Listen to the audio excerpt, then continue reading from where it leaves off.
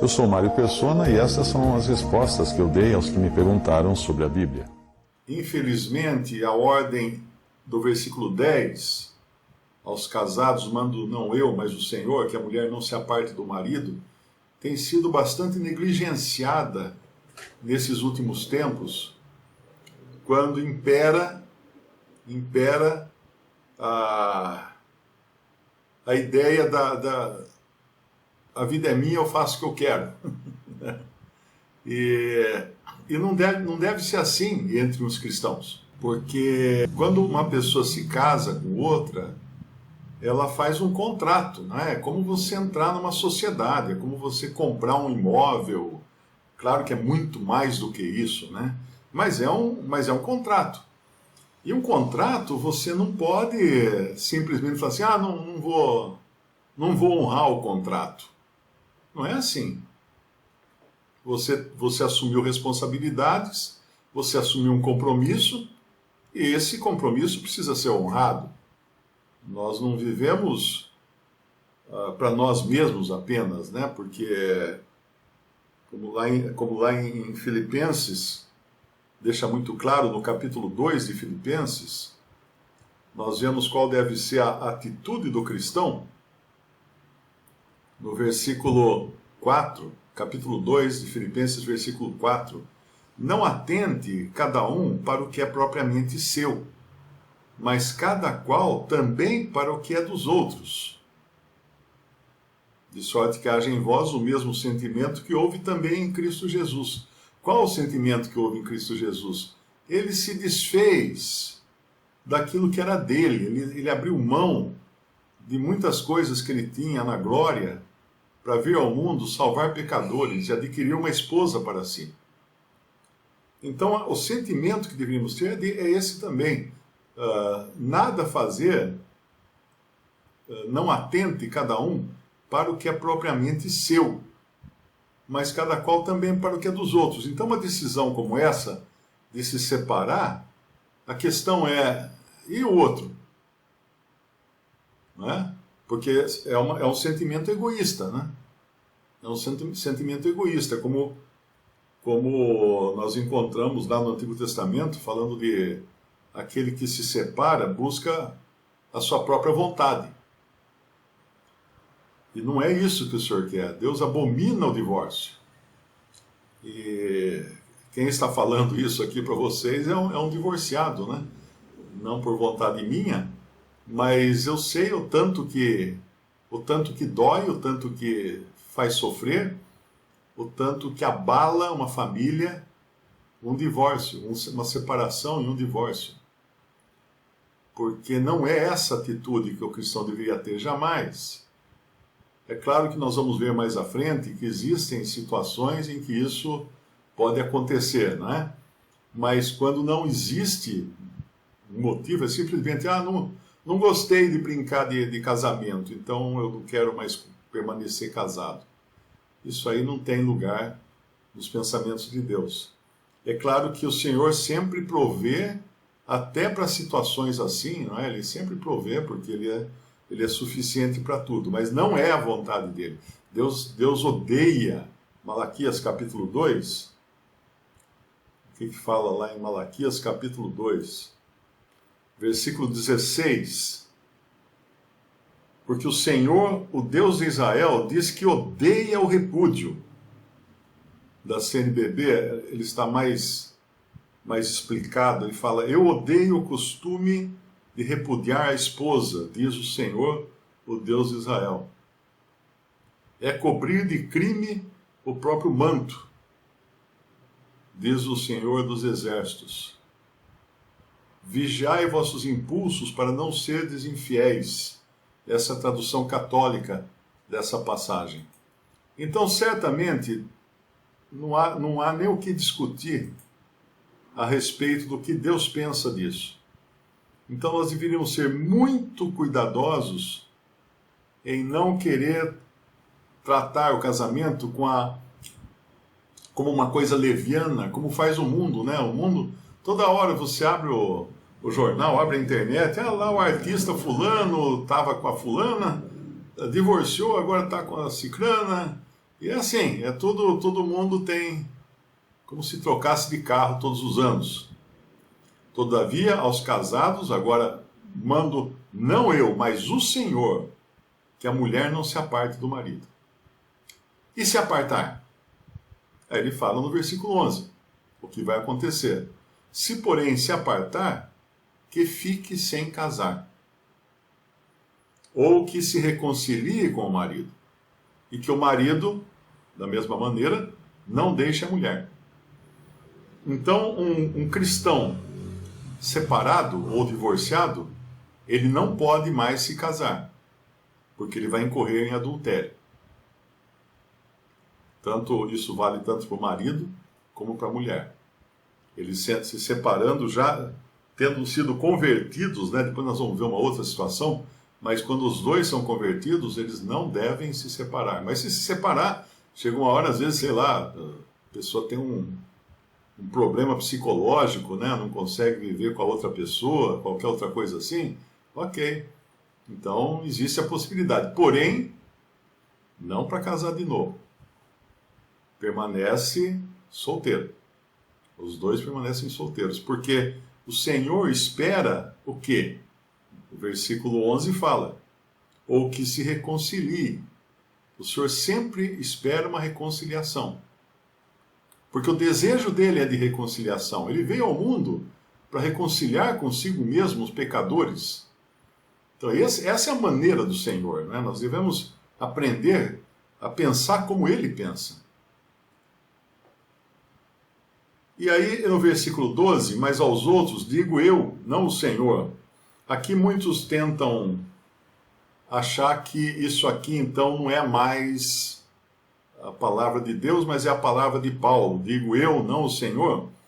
Mas não é isso que ele está dizendo aqui, porque quando ele fala, mando não eu, mas o Senhor, que a mulher não se aparte do marido, é porque ele está se baseando em outra passagem já revelada, em outra escritura já revelada, que essa é a ordem que Deus deu, não é? Mas quando ele fala, digo eu, não o Senhor, é porque não existia uma ordem já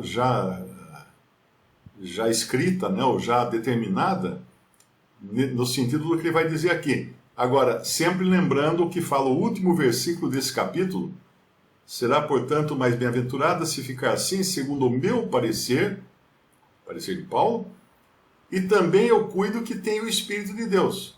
Ou seja, ainda que ele estivesse falando de um assunto que não estivesse anteriormente determinado na palavra de Deus, mesmo assim ele é inspirado. Ele tem o Espírito de Deus para falar essas coisas. Então, no versículo 11, ele deixa claro que se apartar-se, o que pode acontecer, que fique sem se casar, ou que se reconcilie, o que é sempre o propósito de Deus para o homem, a reconciliação, nunca a separação. Imagina se Deus quisesse se separar de nós para sempre, né? Nós seríamos totalmente perdidos. Versículo 12, mas aos outros digo eu, não o Senhor, se algum irmão tem mulher descrente e ela consente em habitar com ele, não a deixe. Olha só.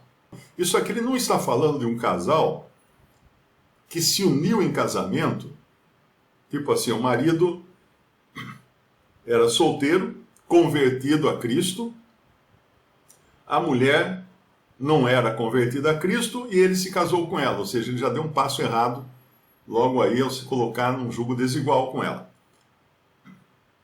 Aos outros digo eu, não o Senhor, se alguma mulher descrente, se algum irmão tem mulher descrente e ela consente em habitar com ele, não a deixe. Então é um casamento onde isso aconteceu. Talvez o marido se converteu e a mulher não. Então agora ele sofre o fato da sua mulher não ter se convertido. Mas não é motivo para ele se separar. Alguém me escreveu esses dias que um amigo já está no 4º casamento e ele frequenta uma igreja evangélica. Mas é que o pastor recebe revelação que ele tem que separar, ele separa. Tem uns irmãos que hoje estão congregados ao nome do Senhor, eles pertenciam a uma denominação que tinha uma mulher que era a líder da denominação, e ela determinava quem ia casar com quem e quem ia separar de quem. Então ela chegava para um e falava assim, ó, irmão, a sua princesa, a sua esposa atual não é a sua princesa. Não foi essa princesa que Deus escolheu para você. Aí o cara estava lá com já 3, 4 filhos. Aí a pastora falava assim, a sua princesa é aquela irmã ali, ó. Aí tem uma irmã solteira lá, meio encalhada, né? Você tem que separar da sua esposa e casar com ela. E o cara separava da mulher e casava com a solteira. A pastora desmanchava casamentos, dizendo que era revelação de Deus, que o príncipe tinha que estar com a sua princesa. Não podia ficar com outra que não fosse sua princesa. Olha que loucura! Olha que loucura! O que essas pessoas fazem com a palavra de Deus? Que vão dar conta de toda a palavra ociosa, os homens darão conta no dia do juízo. Uma pessoa que fala isso não é nem convertida, né? Claro que não é, porque já deixa muito claro que está contrariando totalmente a palavra de Deus para manter seu domínio sobre as pessoas. Então, não vai atrás dessas revelações aí não, porque hoje qualquer coisa... Teve um que comentou num dos meus vídeos, falou assim, ele fala, mas não fala nada por revelação. Ainda bem, graças a Deus, né? Graças a Deus. Porque se alguém falar, fale segundo os oráculos de Deus. Não é para falar da sua própria cabeça, de revelação. Estou recebendo agora um sinal extraterreno aqui, que você tem que depositar, mandar um Pix para mim, de 100 mil reais. Pronto. Não sei nem se pode mandar Pix de 100 mil, né? Mas aos outros digo, não, o Senhor, se algum irmão tem mulher descrente, elas consentem habitar com ele, não a deixe. E isso aqui eu estou reforçando, porque eu recebo muitas perguntas de pessoas que são casadas, né? Minha mulher é descrente, posso separar dela? Fácil, né? Não valeu nada, então, o compromisso que você assumiu? É assim, trocar que nem trocar de carro, né? E no versículo 13 repete a mesma ordem, no contrário, né? E se alguma mulher tem marido descrente e ele consente em habitar com ela, não o deixe. Não o deixe. Mas meu marido é um tralha, meu marido... Não o deixe. Prega o evangelho para ele, ora por ele. Prega o evangelho até sem palavras. Como fala em 1 Pedro, ou é 2 Pedro, não tenho certeza. Vamos tentar 1 Pedro, capítulo 3, versículo 1. Semelhantemente, vós mulheres, sede sujeitas aos vossos próprios maridos, para que também, se alguns não obedecem à palavra, pelo porte de suas mulheres sejam ganhos sem palavra, considerando a vossa vida casta em temor.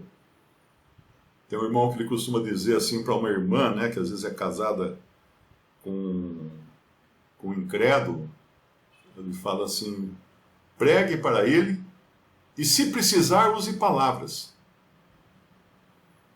Porque só pelo seu porte, pela sua compostura, pelo seu modo de ser, você pode, em muito, né, influenciar ou tocar o coração do seu marido.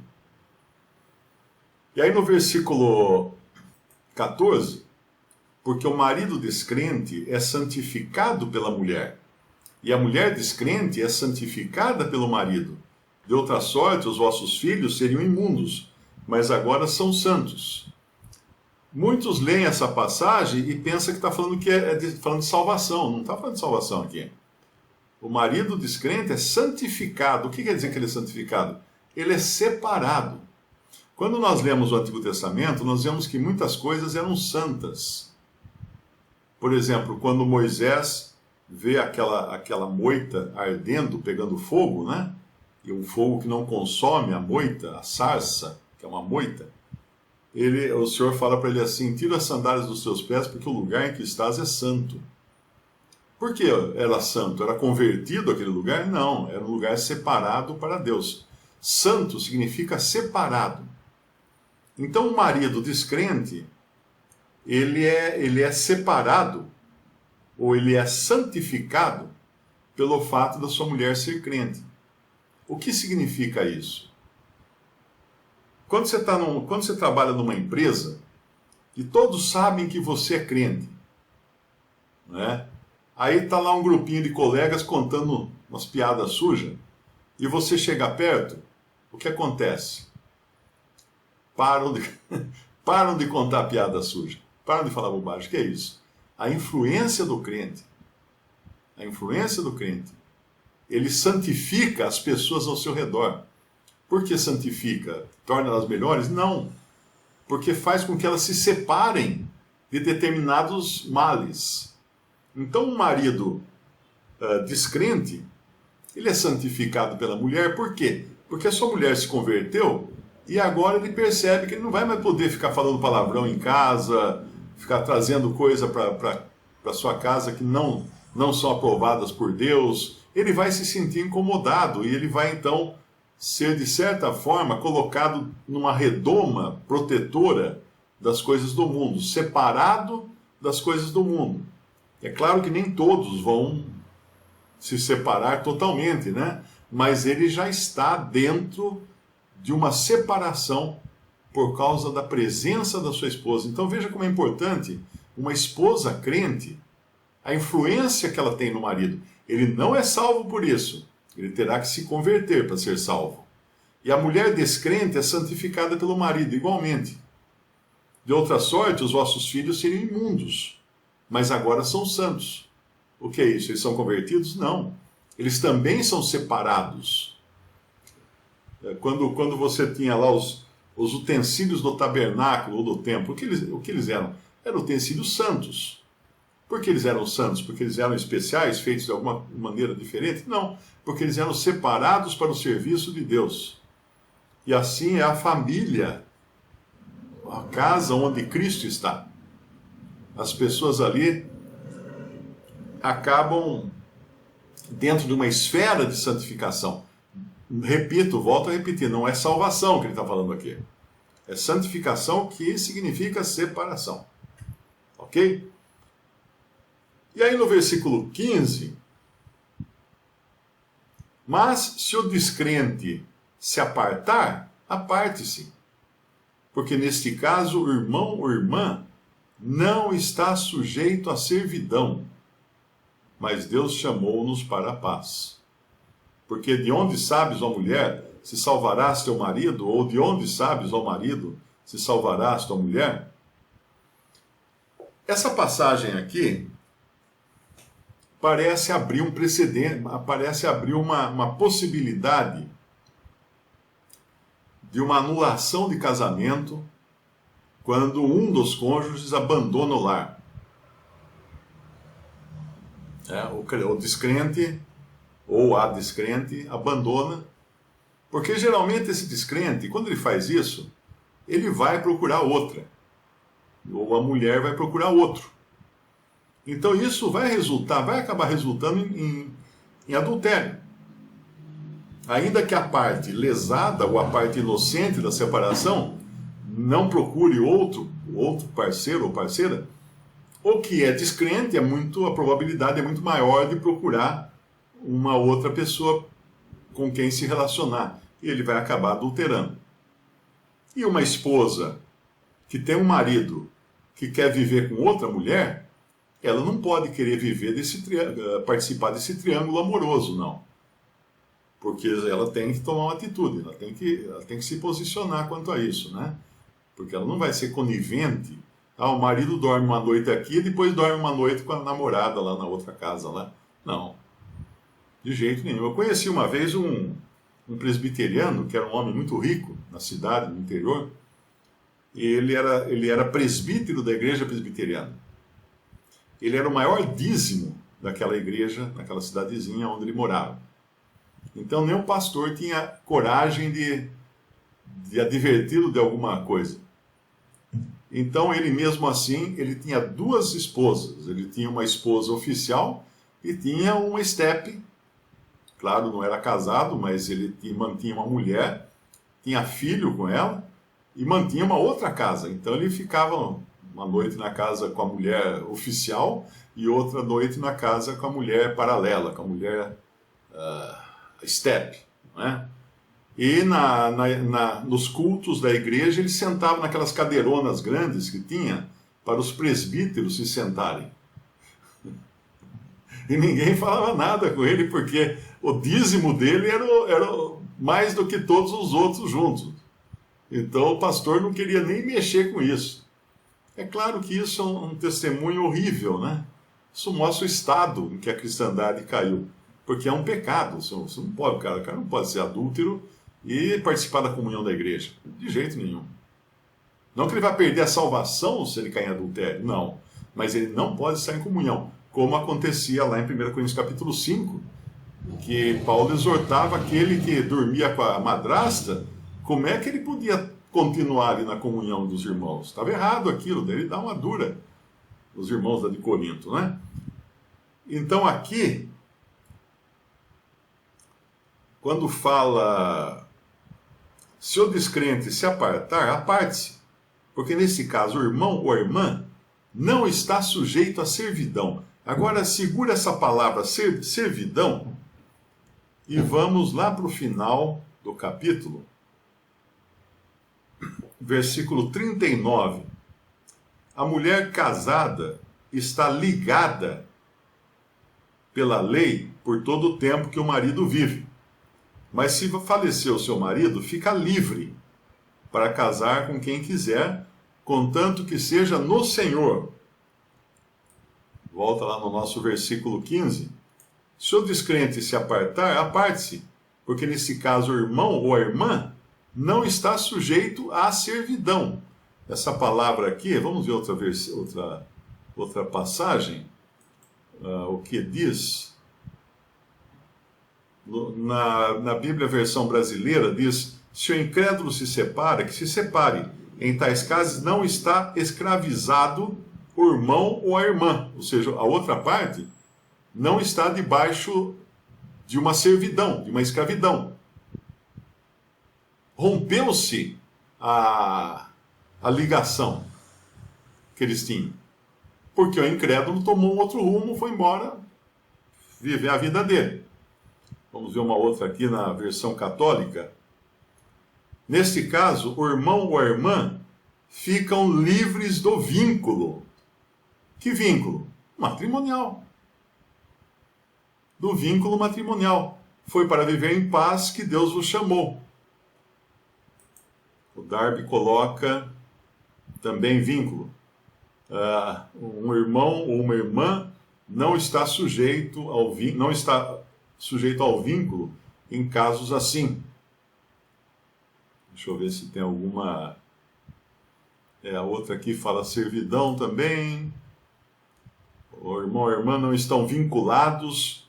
Por que a palavra vínculo aqui é tão forte, né?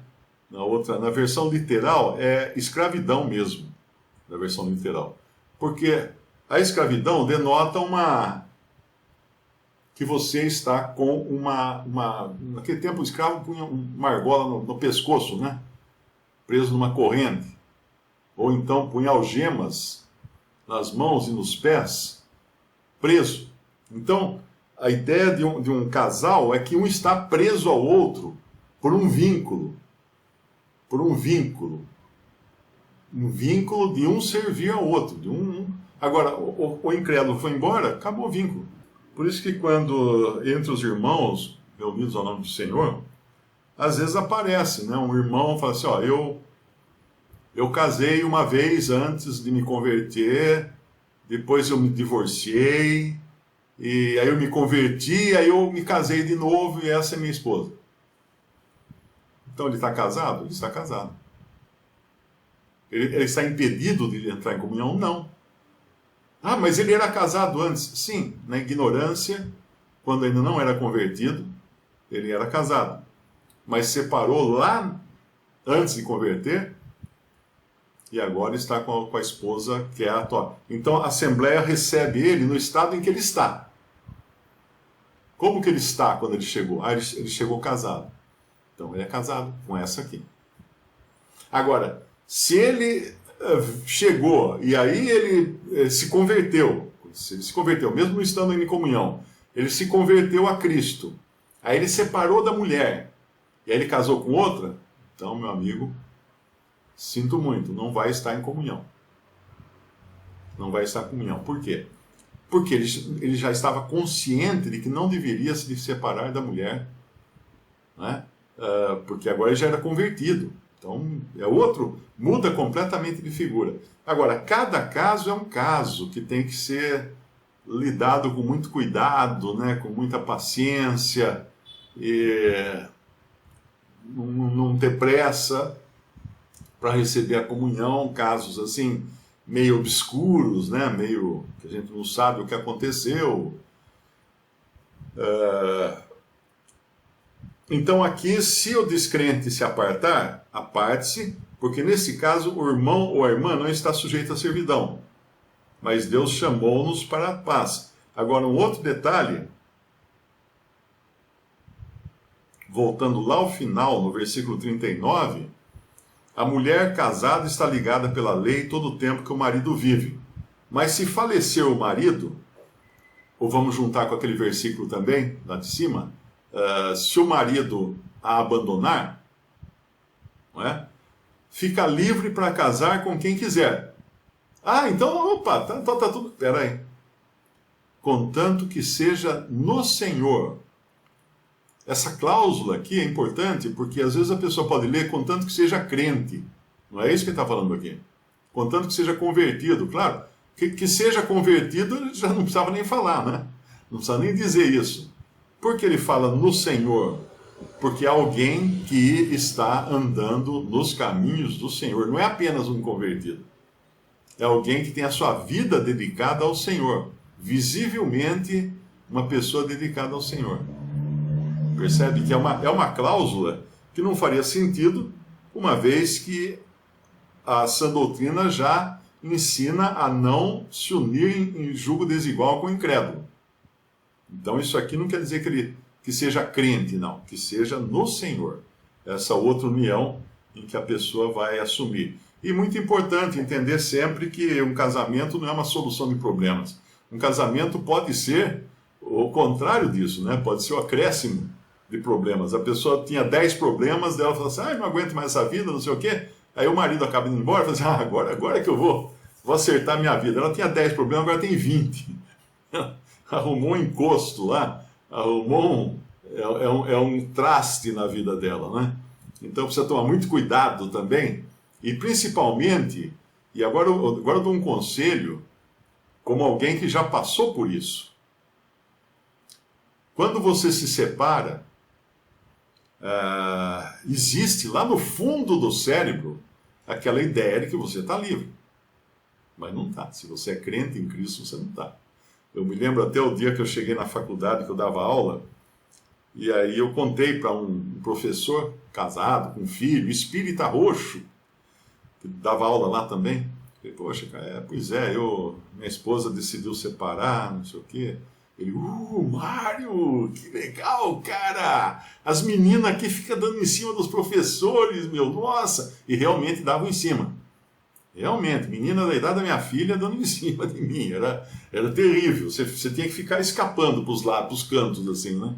Então é muito importante não cair nessa. Porque quando uma pessoa se divorcia ou se separa, quando um casado ou uma casada se separa, a tristeza, principalmente se é o lado que foi, vamos dizer assim, deixado, né? Se o outro quis ou a outra quis separar, aquele que não queria e acabou tendo que separar, fica extremamente vulnerável. Essa é a palavra. Você fica vulnerável. Na sua cabeça, passam pensamentos do tipo, ah, é? Então tá bom, ela não me quis mais, então eu vou fazer isso, eu vou fazer aquilo, eu vou atrás daquela, eu vou atrás daquilo. Aí a sua cabeça, você fica vulnerável. E o diabo não dá trégua, não. Ele vai arrumar oportunidades maravilhosas para você. Que vai parecer assim que choveu na sua horta. Não deu passo fora não deu passo fora do caminho. Porque assim como aconteceu com os pais de Jesus, quando eles andaram um dia pelo caminho pensando que o menino Jesus, estavam voltando de Jerusalém, não é? Com os parentes, com todo mundo, tal, viajando juntos. Eles viajaram um dia pensando que o menino estava com os parentes, com os primos, com os conhecidos ali Eles viajavam em bando, né? Junto, né? Famílias juntas, né?